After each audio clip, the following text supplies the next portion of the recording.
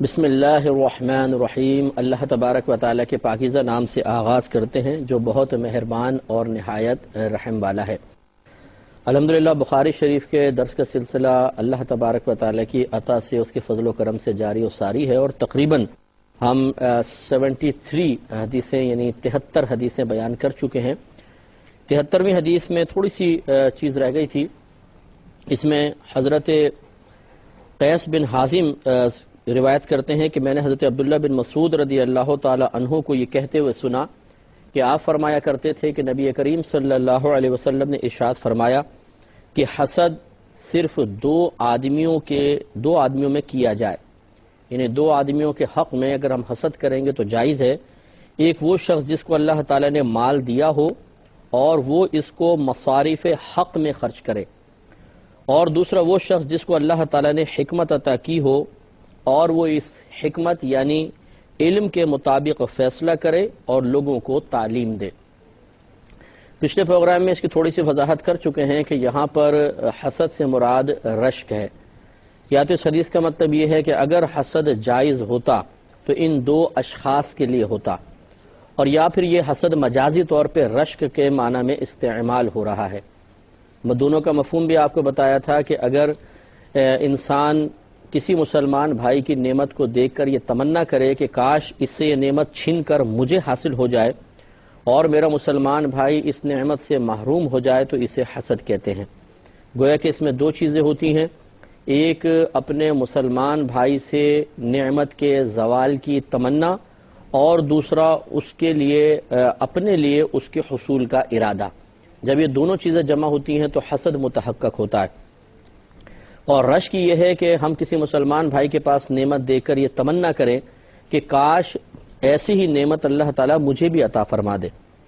اس میں صرف ایک چیز ہوتی ہے، یعنی اپنے لیے نعمت کے حصول کی تمنا، مسلمان بھائی سے اس نعمت کے زوال کا ارادہ نہیں ہوتا ہے، اور یہ چیز محمود ہے۔ حسد کرنا گناہ ہے، حرام ہے، اور رشک کرنا محمود ہے، اچھا ہے، پسندیدہ ہے۔ جیسے کہ اللہ تبارک و تعالی نے قرآن عظیم میں ارشاد فرمایا کہ فاستبقوا الخیرات، نیکیوں کے معاملے میں ایک دوسرے سے سبقت لے جاؤ۔ تو لازم سی بات ہے کہ پہلے ہم کسی کو نیک معاملہ کرتے ہوئے دیکھیں گے تو پھر ہی ہم سبقت لے جانے کا ذہن بنائیں گے، اور پھر اس کو دیکھنے کے بعد اس چیز کا ارادہ بھی ہوگا کہ کاش ایسی ہی نیکی بلکہ اس سے زیادہ نیکیاں میں کر لوں۔ تو اس کا مطلب ہوا کہ پھر کسی کو نیک عمل کرتے ہوئے دیکھنا اور اس بات کا ارادہ کرنا کہ ایسا نیک عمل میں کروں یا اس سے زیادہ نیک عمل کر کے بارگاہ الہی میں درجہ قرب حاصل کر لوں، یہ دونوں چیزیں ممنوع نہیں ہیں، بالکل جائز اور مستحب ہے۔ اب جن دو اشخاص کا نبی کریم صلی اللہ علیہ وسلم نے تذکرہ فرمایا، ان میں سے ایک صاحب مال، کہ وہ شخص جس کو اللہ تبارک و تعالی نے مال دیا اور وہ مصارف حق میں اس کو خرچ کرتا ہے۔ اس سے معلوم ہوا کہ مال کی آمد مطلقاً منع نہیں ہے، مال فی نفسی ہی کوئی بری چیز نہیں ہے، یعنی بذات خود مال میں کوئی گندگی نہیں ہوتی ہے، یہ انسان میں حقیقتاً گندگی ہوتی ہے، اس کی نیت میں گندگی ہوتی ہے، اس مال کو حاصل کرنے کے طریقے میں خرابی ہوتی ہے، جس کی وجہ سے مال میں بھی خرابی پیدا ہوتی ہے۔ لہذا جو شخص کسی فاسد نیت کے ساتھ مال کو حاصل کرے، چاہے وہ مال حلال ہی کیوں نہ ہو، تو اس کی وجہ سے مال میں فساد پیدا ہوتا ہے۔ جیسے نبی کریم صلی اللہ علیہ وسلم ایک مرتبہ صحابہ کرام کے ساتھ بازار سے گزر رہے تھے تو صحابہ نے ایک نوجوان کو خرید و فروخت کے معاملے میں بڑا متحرک دیکھا، تو کسی کی زبان سے جملہ نکلا کہ کاش اس کی یہ کوشش اللہ تبارک و تعالیٰ کے راستے میں ہوتی۔ تو نبی کریم صلی اللہ علیہ وسلم نے ارشاد فرمایا کہ اگر یہ اس لیے بھاگ دوڑ کر رہا ہے تاکہ مال جمع کرے اور اس مال سے اپنے گھر والوں کی ضرورتیں پوری کرے، اپنی ضرورت پوری کرے اور کسی کے سامنے ہاتھ پھیلانے سے بچے، تو اس کی یہ تمام کوشش اللہ تبارک و تعالیٰ کے راستے میں ہے۔ اور اگر اس لیے مال جمع کر رہا ہے تاکہ خوب تکبر کرے، دوسروں پر فوقیت لے جائے، سبقت لے جائے، تو پھر اس کی یہ کوشش شیطان کے راستے میں ہے۔ معلوم یہ ہوا کہ اگر رزق حلال بھی فاسد نیت کے ساتھ اختیار کیا جائے تو وہ کوشش شیطان کے راستے میں شمار ہوگی۔ اگرچہ مال کو ہم حرام پھر بھی نہیں کہیں گے، اگر حلال ذریعے سے اختیار کر رہے ہیں تو مال حلال ہے، لیکن فاسد نیت کے ساتھ کر رہے ہیں تو اس فاسد نیت پر گرفت ہے۔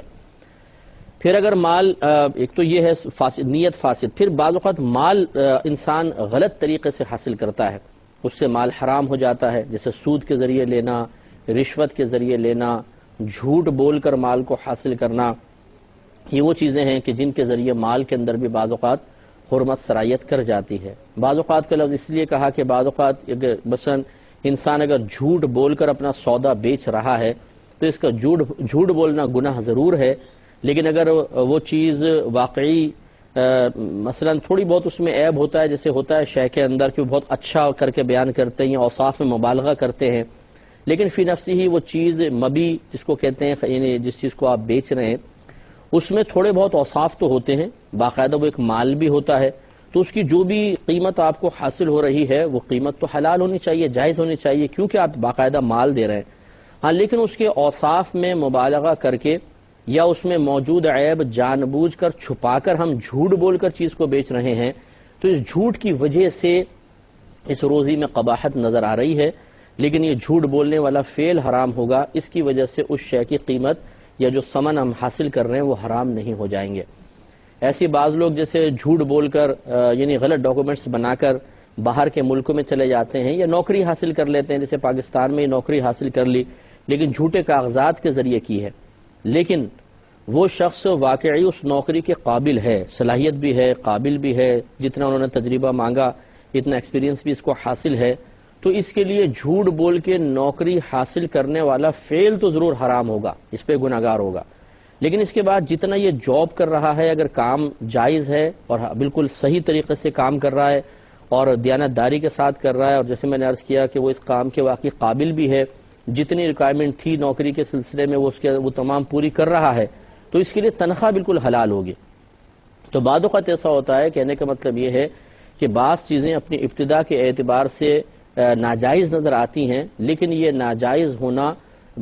آگے والے معاملات میں سرایت نہیں کرتا ہے، بلکہ وہ اپنے مقام پہ رک جاتا ہے، وہ گناہگار ہوتا ہے انسان اور حرام کا مرتکب بھی ہوتا ہے، لیکن اگلے والے سٹیپس جتنے بھی ہوتے ہیں وہ جائز قرار پاتے ہیں۔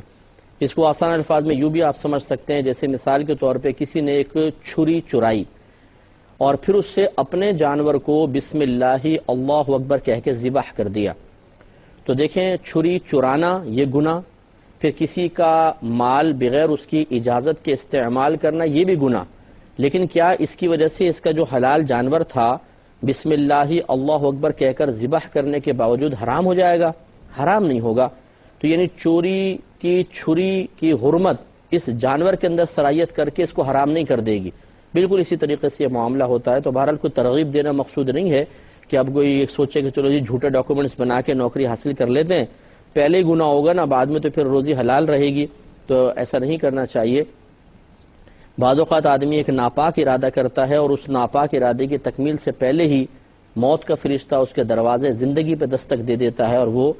گناہوں کی ارادے کے ساتھ قبر میں چلا جاتا ہے، تو ایسا نہیں کرنا چاہیے، لیکن بہرحال ہم آپ کو سمجھا رہے ہیں۔ اور جیسے عرض کیا کہ بعض اوقات فی نفسی ہی اس کے غلط عمل کی وجہ سے، غلط طریقے سے مال حاصل کرنے کی وجہ سے وہ مال ہی فی نفسی حرام ہوتا ہے، جیسے سود لینا، رشوت لے لینا، یہ چوری کر لینا، یہ خالصتاً مال حرام ہے۔ تو خلاصہ کلام یہ ہے کہ جو نبی کریم صلی اللہ علیہ وسلم نے ارشاد فرمایا کہ دو اشخاص پہ رشک کرنا جائز ہے، ایک وہ شخص جس کو اللہ نے مال دیا لیکن وہ مصارف حق میں حق ادا کرتا ہے یا اس میں خرچ کرتا ہے، اس پہ رشک کرنا چاہیے۔ تو اس سے ہم آپ کو بتا رہے تھے کہ مال حاصل کرنا کوئی برا نہیں ہوتا ہے، ہاں ہمارا انداز، ہمارا طریقہ کار اور قیادات شرعیہ کا لحاظ نہ کرنا یہ برا ہوتا ہے، اس کی وجہ سے مال میں بھی قباحت پیدا ہوتی ہے۔ لہذا یہ جس شخص کے بارے میں سرکار فرما رہے ہیں، اس سے مراد وہ شخص ہے جو بالکل حلال طریقے سے، حلال ذرائع سے اور اچھی نیت کے ساتھ مال کو حاصل کرے۔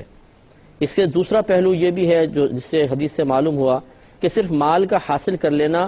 اور حلال طریقے سے حاصل کر لینا یہی انسان کے لیے کمال نہیں ہے، بلکہ کمال کا ایک پہلو یہ بھی ہے کہ اس مال کو حاصل کرنے کے بعد وہ جائز مقام پہ خرچ کرے، اچھے مقام پہ خرچ کرے، اور یہ بھی ایک مطلب انسان کا عمل ایک طویل اور ایک وسیع علم کا تقاضا کرتا ہے، کیونکہ سب سے پہلے تو خرچ کرنے میں نیت، یہ سب سے ضروری ہے کہ نیت کو انسان ملحوظ خاطر رکھے، یعنی کہنے کا مطلب یہ جس شخص کے بارے میں سرکار فرما رہے ہیں کہ اس پہ رشک کرو، اس میں یہ والے اوصاف ضرور ہونے چاہیے۔ نمبر ایک، اس کی نیت صرف اللہ تبارک و تعالیٰ کی رضا کی ہو، لوگوں کو دکھانے کا ارادہ، اسی طریقے سے ریاکاری یا تعریف یا کسی سے کوئی فائدے حاصل کرنے کے لیے اس پہ خرچ کرنا۔ جیسے بعض اوقات ہم ایک سیاسی ذہن بناتے ہیں کہ اس پہ تھوڑا سا خرچ کرو، بعد میں اپنے کام بھی نکلوائیں گے،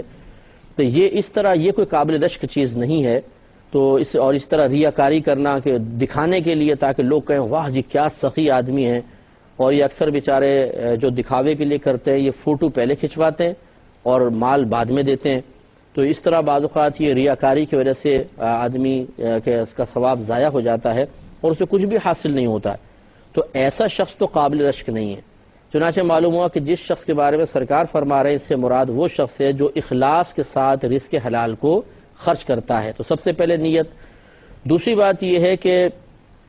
جس مقام پر مال خرچ کر رہے ہیں وہ مقام جائز ہو، جیسے نبی کریم صلی اللہ علیہ وسلم نے مصارف حق بیان فرمائے کہ حق کی جگہوں میں خرچ کرنے کی جگہوں میں اس مال کو خرچ کرتا ہے، اچھی جگہ پہ، صحیح جگہ پر۔ مثال کے طور پر کسی غریب کی امداد کر دیتا ہے، کسی غریب بچی کی شادی کر دی، کسی کو مال کی ضرورت ہے، مال دے دیا بیماری وغیرہ کی وجہ سے، علاج وغیرہ کے لیے، کسی کی تعلیم کا خرچہ دے دیا گیا، کسی کو مکان بنا کر دے دیا، کسی کو اور کوئی بزنس کروا دیا تاکہ وہ دست سوال دراز کرنے سے بچے، تو یہ اچھے مصارف ہیں۔ لیکن بعض اوقات ایسا ہوتا ہے کہ کم علمی کی بنا پر انسان ایک جگہ کو، ایک مقام کو اچھا سمجھ رہا ہوتا ہے، لیکن حقیقتاً وہ مقام بہتر نہیں ہوتا۔ جیسے مثال کے طور پر نیک لوگوں کو چھوڑ کر فساق و فجار کو کھانا کھلانا، تو کھانا کھلانا بہت اچھا کام ہے، لیکن نبی کریم صلی اللہ علیہ وسلم کی ترمذی کی روایت ہے، آپ نے ارشاد فرمایا کہ تم پرہیزگار کو دوست بناؤ اور تمہارا کھانا صرف پرہیزگار کھائے۔ اس کی شرح علماء نے یہ بیان فرمائی ہے کہ اگر ہم نافرمان کو کھلائیں گے تو اس کو جتنی توانائی حاصل ہوگی اس توانائی کو اللہ تبارک و تعالیٰ کی نافرمانی میں خرچ کرے گا، تو گویا کہ اس کو توانائی فراہم کرنے والے ہم ہوئے، اور اللہ تعالیٰ کی نافرمانی کے لیے تقویت فراہم کرنا یہ گویا کہ ہمارے ذریعے ہو گیا۔ اگرچہ ہمارا قصد و ارادہ یہ نہیں ہوتا کہ ہم اس لیے کھلا رہے ہیں کہ یہ اللہ کی نافرمانی میں اپنے توانائی کو خرچ کرے، لیکن بہرحال ہو جاتا ہے نادانستہ طور پہ۔ تو ہماری جو نبی کریم صلی اللہ علیہ وسلم کی جو تلقین ہے وہ یہی ہے کہ تمہارا کھانا پرہیزگار کھائے، تو ایسے شخص کو کھانا نہیں کھلانا چاہیے۔ اس کے برعکس اگر ہم کسی نیک متقی پرہیزگار شخص کو کھلائیں گے تو وہ اس کو کھانے کے بعد یقیناً اس توانائی کو فقط اللہ تبارک و تعالیٰ کی فرما برداری میں خرچ کرے گا، تو یہ ہمارے لیے ثواب جاریہ ہو جائے گا۔ تو اب اس میں یہ ضرور ہے کہ بعض اوقات انسان مجبور ہو جاتا ہے اور فساق و فجار کو کھلانا پڑ جاتا ہے۔ یہ وہاں ہوتا ہے جہاں مطلب کوئی فتنے کا اندیشہ ہو، مجبوریاں ہوں۔ مثال کے طور پہ جب ہم شادی بیاہ کرتے ہیں، رشتہ داروں کو بلاتے ہیں، کھانا کھلاتے ہیں، عقیقہ وغیرہ ہوتا ہے، کھانا کھلاتے ہیں۔ اب رشتہ داروں میں ایک سے ایک مطلب بڑھ چڑھ کر ہوتا ہے، فاسق بھی ہوتے ہیں، فاجر بھی ہوتے ہیں، بے نمازی، گالیاں بکنے والے، خراب کام کرنے والے، حرام کمانے والے، حرام کام کرنے والے، لیکن مجبوری ہوتی ہے کیونکہ خاندانی رسم و رواج ہیں، میل ملاپ ہے، بعض اوقات بچی کے سسرال والے بہت خراب قسم کے لوگ ہوتے ہیں، لیکن کھلانا پڑ جاتا ہے بہرحال۔ تو اس قسم کا کھلانا جو بامر مجبوری ہو، اس میں تو چلو انسان مجبور ہے، شریعت کی طرف سے بھی انشاءاللہ عز و جل امید ہے کہ درگزر کیا جائے گا۔ لیکن مثال کے طور پہ اگر دوست ہیں،